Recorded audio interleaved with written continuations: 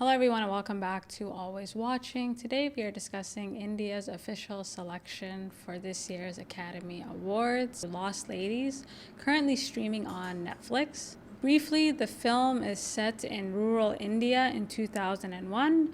It follows two newlywed couples who are accidentally swapped on their way home. Directed by Kiran Rao, it is a wonderful satire about marriage and female autonomy in Indian society. Despite this subject matter, it is an incredibly clever and smart script. The contrast between main characters Jaya and Pool are at the heart of the story and beautifully illustrate changing attitudes not only towards marriage but gender norms in Indian society. We are first introduced to Pool, a nervous young woman getting married. Before leaving to start her new life, she is gifted with a small pouch filled with items meant to serve as a blessing only to her husband. Soon after the ceremony, she is veiled and instructed to dedicate her life to following her husband's lead. Shortly afterwards, her husband, unable to keep track of her, accidentally leaves her on the train home. Instead of guiding his new wife to their new home, he grabs Jaya, a young woman who at that point had resigned herself to a man she despised. The swap ends up being a blessing for one woman and a total nightmare for the other. The film is very careful to build on each character and give them a degree of depth and autonomy in order to effectively commentate on gender roles, marriage, and institutional violence in India. I felt the tone of the film was really appropriate, seeing how it's geared towards family. However, it's nuanced enough to connect with a wider audience. When we first meet Pool, she comes off incredibly naive and totally helpless. However, as the movie goes on, she's able to adjust to her circumstances. She has a very good head on her shoulders and she manages to never compromise her integrity. Pool's journey is very unusual in Hindi cinema. Ram Teri Ganga Mali is a Hindi film that's actually referenced in this movie. The movie follows a young woman named Ganga who falls in love with the son of a rich man named Naren when he visits her humble village, and I kid you not, who visits her humble village to study the holy river of Ganga. After a whirlwind romance, Naren leaves, promising to return for his lovely bride. When he doesn't, Ganga goes on a very long journey in hopes of reuniting with her lover. Her trip is incredibly dangerous and just filled with terrors. Everyone she comes across cannot be trusted, and what's worse is that she displays almost no discernment, and her naivete verges on absurdity. It's like, you really didn't see that coming? And I think what's worse is that her husband is trapped like Rapunzel in his family home, screaming and shouting, demanding to be reunited with his lover. Like, he does nothing. Unlike Ganga, he does the bare minimum to be reunited with her.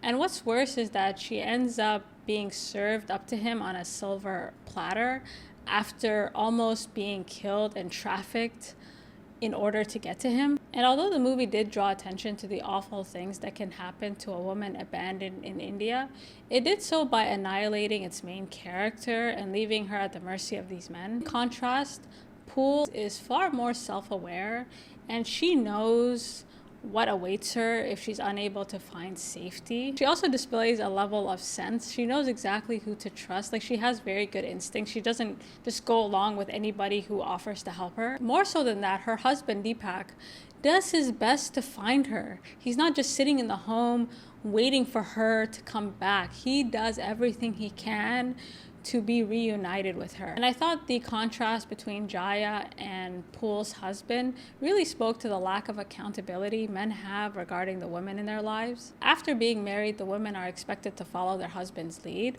but how can they follow those who are lost? Jaya's husband is rarely seen on screen. As soon as she goes missing, he simply reports her to the police and waits, expecting the system to work in his favor. In contrast, Pool's husband Deepak is constantly on screen, and not only does he report what happened to the police, but he tries his best to find her. He uses his friends, his family, like he's always thinking about her or always trying to figure out a way to find her. And what's more is that he feels guilty. He knows that he messed up, and you feel that throughout the film. He has some accountability. Now, whereas the women in this film have no interest in going to the police, the men trust the authorities completely, or at least hope that they can bring their nightmares to an end. And I thought the police inspector's character in this film was such a great commentary on how the law can both protect victims and perpetrators at the same time. The inspector is a highly intelligent and very unethical individual who understands the law and uses it to benefit himself. At first, he appears very corrupt and mean-spirited. However, as the movie goes on, the script uses him as a tool to show how institutional violence can be reversed. In general, not just in India, but the law traditionally has always favored husbands over wives, and this is slowly changing. And in the beginning, I thought his fixation on finding Jaya was really creepy. But again, as the movie goes on, you realize his ulterior motives are not nearly as nasty as we assume. Up until the very end, I really didn't know what he was going to do. And even if you do figure it out, it's written so well, and it'll really make you smile or cry or laugh, depending on who you are. In terms of Jaya, she is portrayed as the total opposite of Pool. She's a very independent woman, and she desperately wants to continue her studies. When we are first introduced to Jaya, she comes off as very mysterious. It's hard to know if she's a victim or a thief. The way that Jaya was able to evade the law by using the veil and subverting a lot of these traditional marriage norms really spoke to how previously draconian practices such as the veil can be repurposed to give women some autonomy and power. At first, the veil is imposed on Jaya, but as the movie goes on, she chooses to wear the veil, and that totally changes how we see it. I also thought Jaya's impact in Deepak's home was a great commentary on women's role in the home. The women in Deepak's life all live these quiet lives that revolve around their husbands. However, Jaya's presence in the home forces them to reevaluate their place in the home and therefore the world. Each of these women have passions and interests that they've had to conceal out of shame. And their time with Jaya allows them to strike the right balance between tending to family and tending to self.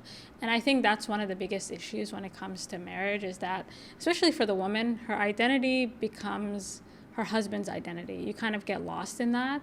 And so this movie offers an avenue, or at least starts a conversation in terms of how that can maybe start to change. And I think the women in this film illustrate a much needed shift in Hindi cinema in terms of portraying women more realistically and with more nuance. Again, it's very delicate in its approach because it has to balance the entertainment factor. It has to be family friendly, but at the same time, it's really trying to send a message. I feel like this movie strikes the right balance. There's a lot of red tape when it comes to Indian cinema, especially if you want your film to reach a wider audience like this movie has. The Film Federation in India, responsible for selecting India's official entry into the OSCARS, picked Lost Ladies, stating, "Indian women are a strange mixture of submission and dominance." This statement, of course, was approved by an all-male jury, and I think is a perfect representation of how men wish to see women portrayed and characterized on screen. And the irony of the statement is the film makes the opposite